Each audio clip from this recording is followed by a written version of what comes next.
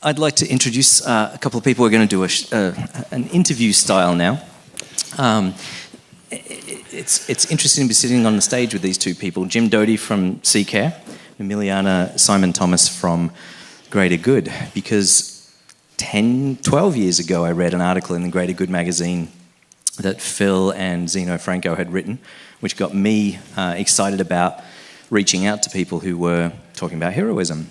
And I think 10 years ago, I was at a dinner that Phil had organised to kind of think about what teaching heroism might look like organisationally and what have you. And I have no idea where it was. It was some swanky apartment. And he said, "That's Jim Doty. Go and sit next to him. You've got to hear his story." Jim probably doesn't remember this, but I sat next to Jim drunk. And heard the story. So it's weird to have these two in an interview situation 10 years later. So let's start with Jim. Can you tell us what C-Care is? Yes, I can. Okay. Emiliana. So actually it's the 10th anniversary. So 10 years ago, I had a burning question in my mind, which was, what is it that motivates people to do good, and what limits them or stops them from doing good or caring or being compassionate?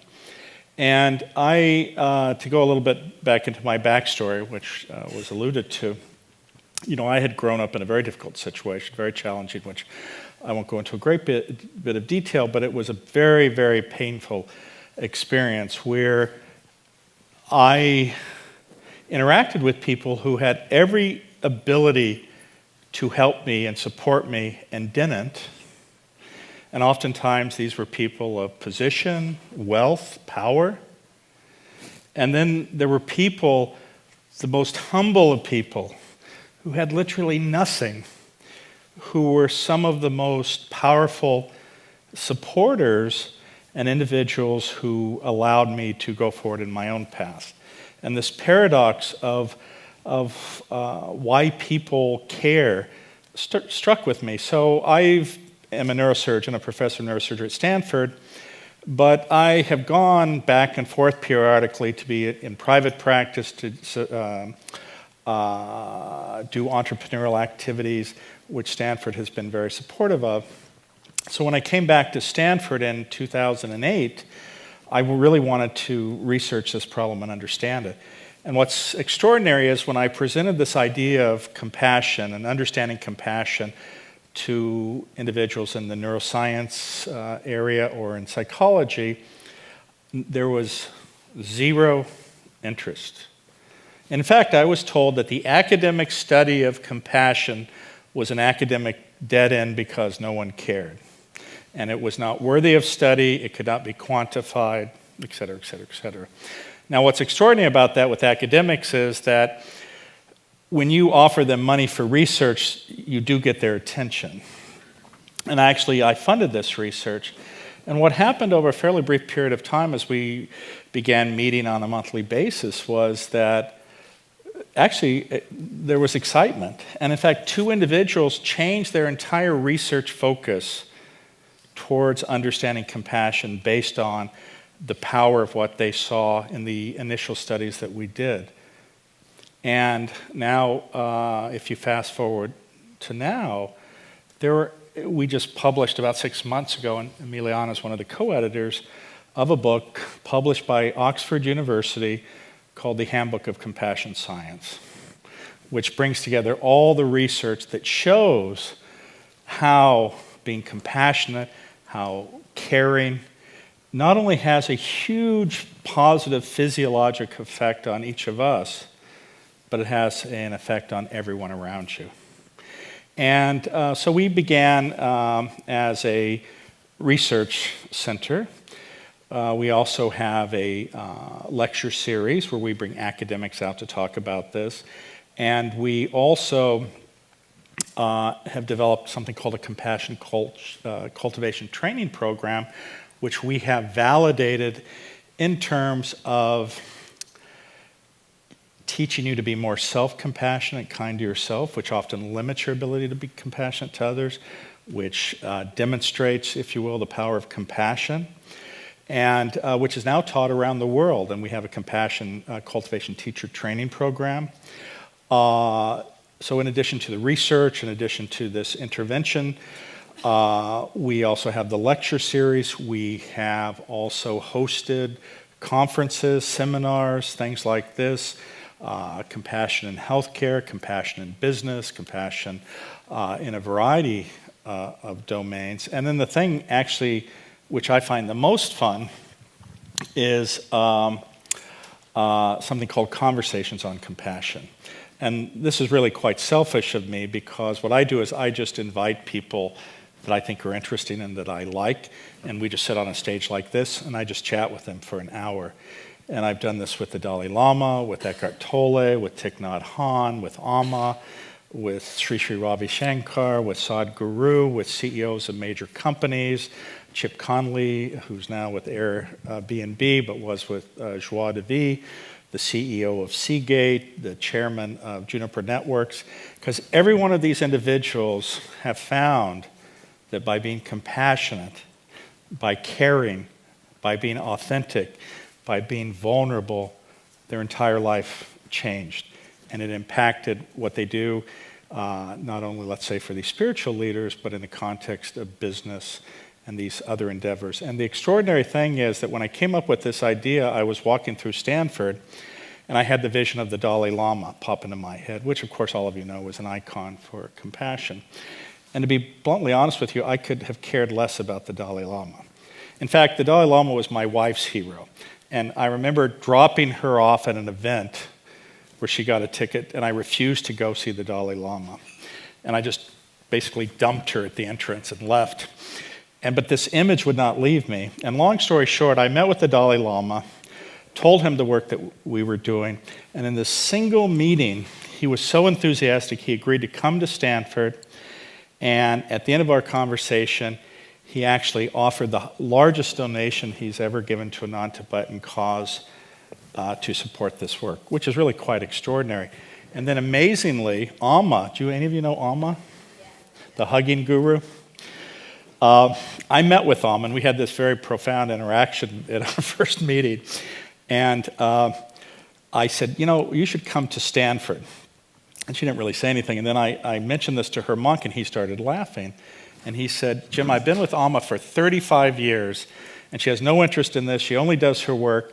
I will tell you she will not come and do this thing that you do. I said, well, I want you to ask her. And he agreed finally after much coaxing.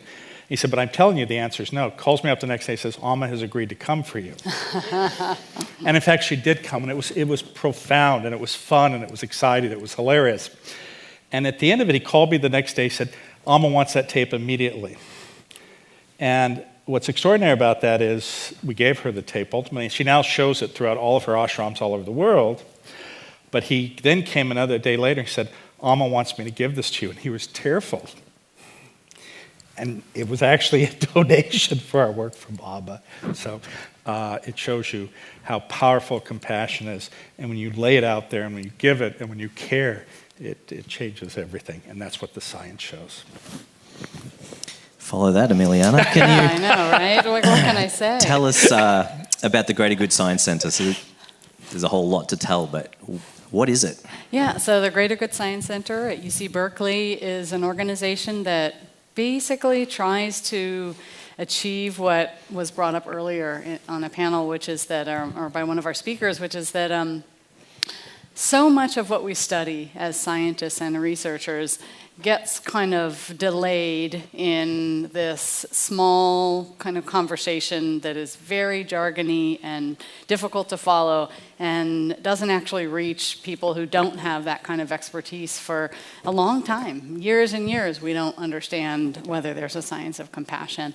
And the Greater Good Science Center at UC Berkeley basically is trying to short circuit that pattern or that trajectory by carefully surveying the cutting edge science about compassion, about human kindness, about heroism, about empathy, about generosity, about cooperation, and writing about it, sharing the insights or the practical tools that people can use from those studies in kind of written format to anyone in the world.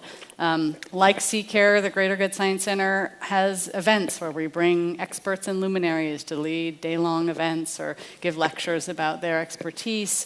We also teach an online course called The Science of Happiness, which is free and has been running since 2014. We've had over 500,000 people from all over the world enroll in this course. Only 40% of them are from the US. So our mission is to really kind of get the word out that these pro-social qualities of our humanity are so instrumental to our health and our well-being at an individual level, in our relationships, and in our communities and society at large. And we might argue as a species, we're out of the practice, or for a lot of different reasons. I was just speaking with two young women during the break who were asking, why now? Why is heroism so important now? And what's making it difficult for us to tap into our innate prosociality? And some of it's history, some of it's devices, some of it is culture, and all of it is surmountable. And that's really what the Greater Good Science Center is trying to offer. Thank you. So I feel like I need to look into this idea of running events and inviting people you want to speak to, right? Emiliana, can you give us a definition of compassion? And Jim, I'll get yours as well, but what does compassion mean as opposed to kindness, caring, or is there a difference? Yeah, no, absolutely. I mean, my perspective comes from my background as an emotion scientist, and so I'll give you the emotional definition of compassion. And then I'll offer the caveat that people think of compassion as sort of a general quality of your personality or a way of walking through the world. But as an emotion, it's the experience you have when you encounter suffering and you feel something in your body, and with that, you have an urge to do something to alleviate that suffering. That's basically it. That's what compassion is. We've all had that experience. It's very easy to connect with if you imagine a crying child or an injured puppy, right? Very vulnerable, undeserving people or beings who are suffering. In an automatic and intrinsic way, draw out our experience of compassion. And with practice and engagement, it's easier to sort of walk the world with a more compassionate perspective. I can't add anything. But no, I think that's exactly right. If you look at our evolution as a species, to have what we call theory of mind, to understand that other people have thoughts independent of us, to have abstract thinking, to have complex language, resulted in an absolute requirement that our offspring are cared for. And if you look at our offspring, we have to care for them for 10, 15 years, in my case 35 apparently.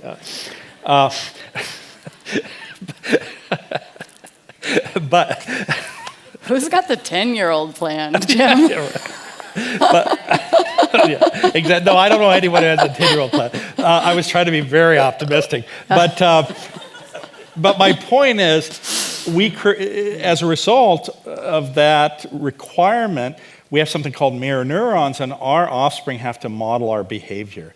Plus, look at the huge resource cost it is to care for a child that is dependent on you. And so what is the driver for you to care?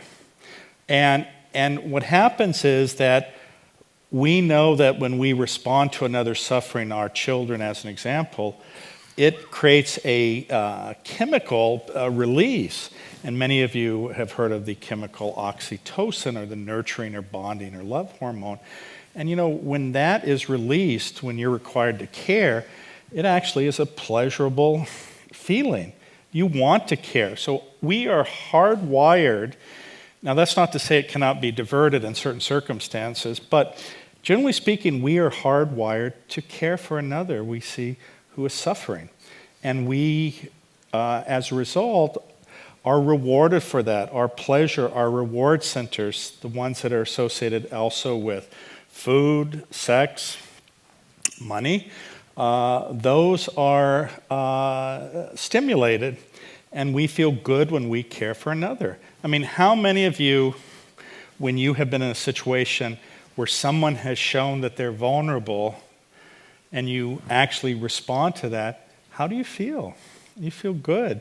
And in fact, for many of us, that singular event, when you have given to another, when you have responded, is so, so powerful. Even years later, when you think of an event where you went out of your way, where you did something, and were not asked to do it, weren't required to do it, and you cared, and it had an impact on another, it makes you feel warm, it makes you feel good, it makes you feel that, in fact, you're your best self. And all of us has that within us to do these types of acts, to be heroic, if you will, to care for another. And when you do that, you feel your best self. Fantastic. So you've both started getting to my next question. I really appreciate that help. Is compassion nurture or nature, or both? What's the ratio? You know, Em and I used to work together, or Emiliana, and she's the smarter of the two of us, so I'll let her. Wow, I wouldn't say that, but thank you. It's definitively something we're born with, and if you want to call that nature, in a strange and, I don't know, just persnickety way, I object to the idea that anything is nature or nurture. It's no longer a model that fits what we understand scientifically about human development. We're born with the capacity and the motivation to engage in compassionate interactions with others. If, for whatever reason, our early lived experiences there isn't a good representation of care and trust and safety, then those behaviors will become stifled and less available to a person over the course of their life. It's a complex dance of what we have, what our bodies are ready to do, and what we face out in the world. So as we walk down the street in San Francisco, we can see there's, and not just San Francisco, but there are different levels of compassion, right, in individuals. So are you saying that we all start about the same place and it can get eroded as things happen, or is it, how do we explain the different levels? Or am I completely wrong in saying that there are different levels? Not at all. There are many different systems that contribute to the emergence of a compassionate response, and each of those systems is a result of a biological affordance. So it may be that your dopamine system, which Jim was just talking about as being something that gets activated in the wake of a kind or nurturing behavior, yours may be a little bit different than mine, and as a result of that, it might be easier for you to experience that warm glow reinforcement after being kind. Now that experience would generalize to other kinds of pleasure that you might experience differently than me. So absolutely there's individual variance in kind of how much or what the magnitude or likelihood or frequency of compassion might be on a given day. But again, everyone's lived experience sort of sculpts that affordance in a way that shapes how they end up when they're walking down the street in San Francisco. What I would say, though, is another contributor to this is in the West especially, there's a tendency for each of us to beat up ourselves, to say we're not good enough, we're not smart enough, whatever it is. And, unfortunately, negative things stick more because they're the things that you look at that potentially put you at risk. And so they have a tendency to hold on to you. And for many of us, when we beat ourselves up so much, it's hard then to look outward and be as compassionate sometimes. And one of the programs we've developed, which I alluded to, this Compassion Cultivation Training Program, but there are other programs, and it's a lot based on the work of Kristen Neff and Chris Germer, but this idea of learning how to be kind to yourself. Because what we're really talking about here actually is the connection between your brain and your heart. And that's manifested by something we call the vagus nerve, or our autonomic nervous system, which is expressed in all of our organs, but especially in the heart. And you see, we have, as a result of our evolution, this system which we call the flight or fight, or the sympathetic nervous system, which tries to protect us. And in the modern world, because we're not evolved to live in this, many of us live in a threat mode all the time. But what we know is that through certain types of training, we can shift ourselves. We can shift ourselves to be more kind to ourselves. We can shift ourselves from this threat modality to this other modality, which is our parasympathetic nervous system, or what is commonly called the rest and digest system. And do you know what happens when you shift? You go away from being scared of the other. You go away from being closed in.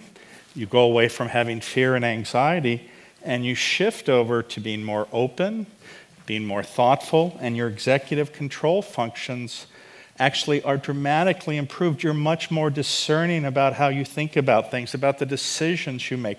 You're much more creative because you have access to more information, and in fact, you're much more productive. And when you're able to shift from that threat mode to the parasympathetic nervous system, your physiology dramatically improves, because that's how it should work.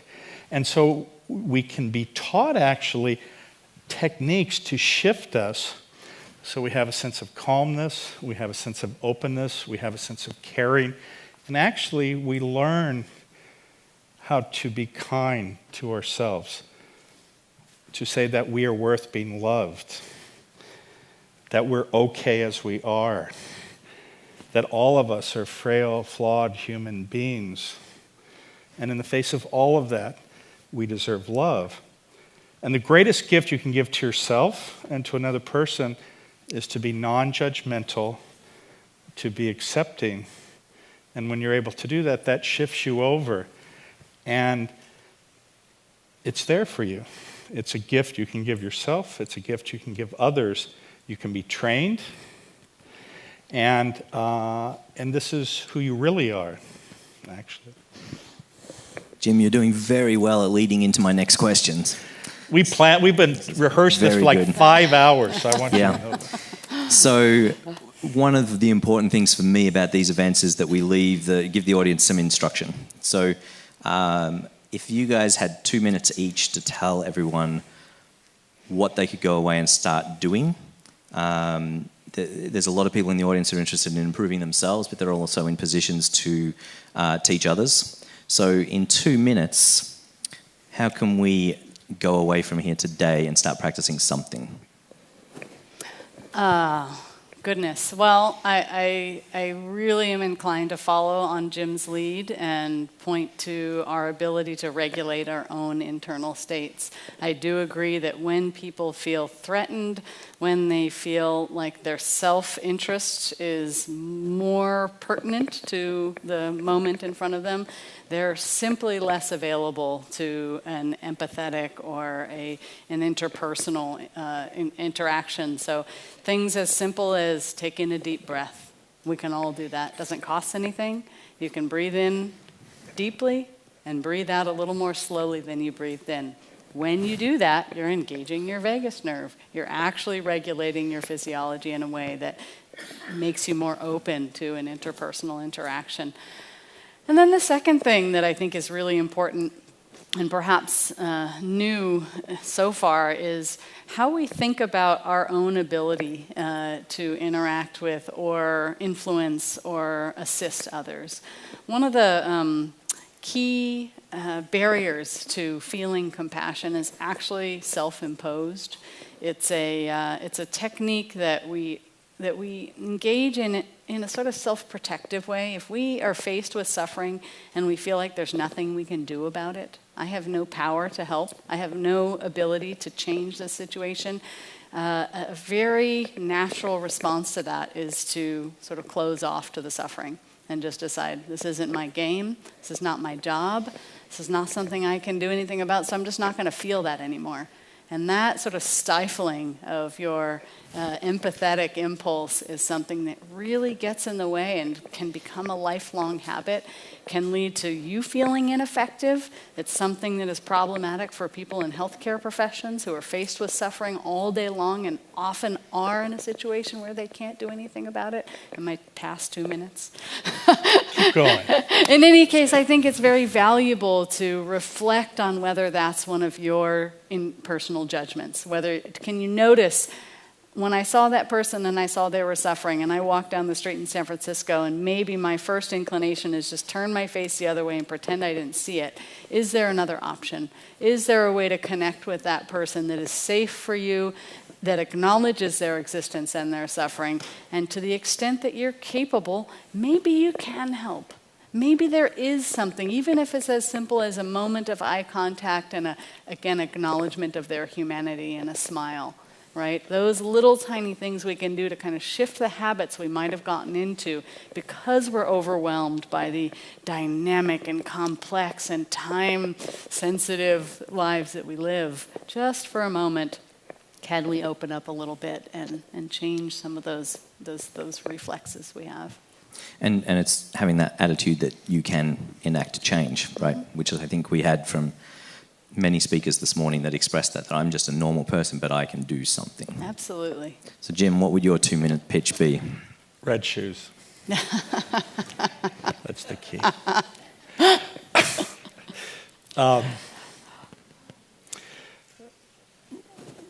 What so many of us forget is within each of us is immense power, and we denigrate that. We don't feel we have access to it.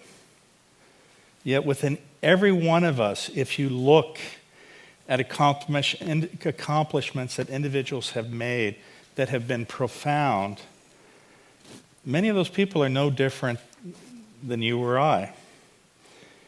Yet there was a spark that was within them that allowed them to change the world.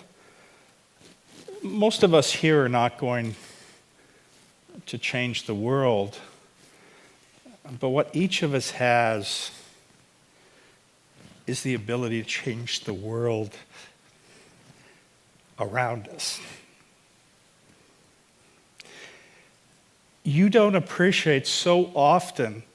I mean, I gave a talk a while back, and a woman said to me,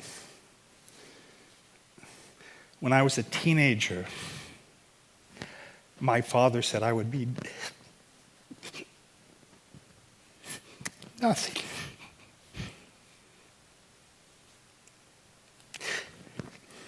Can you imagine? The person she looked to said she was going to be nothing.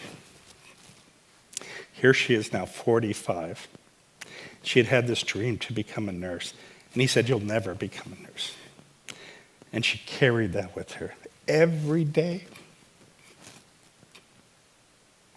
Words have meaning.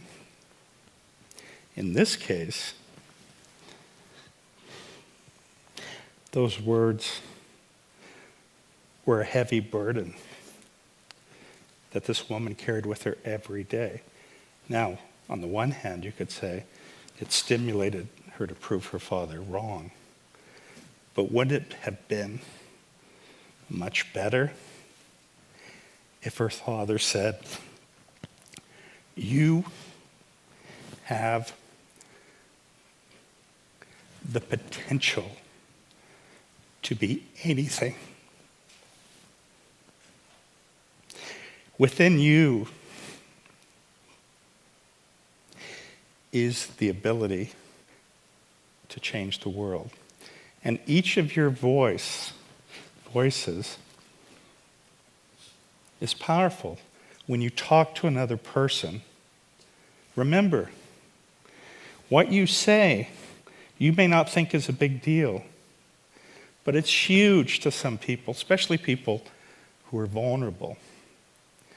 So instead of judging someone, instead of having your own fears and anxieties be an expression of what you say, if you just sit with encouragement, with love,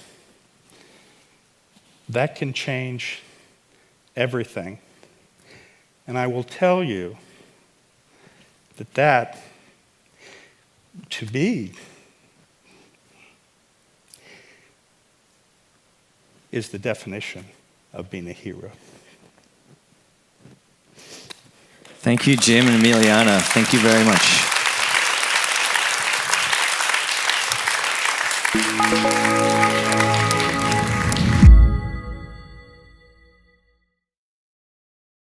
The Hero Roundtables are the global events that ask the question, what is a hero?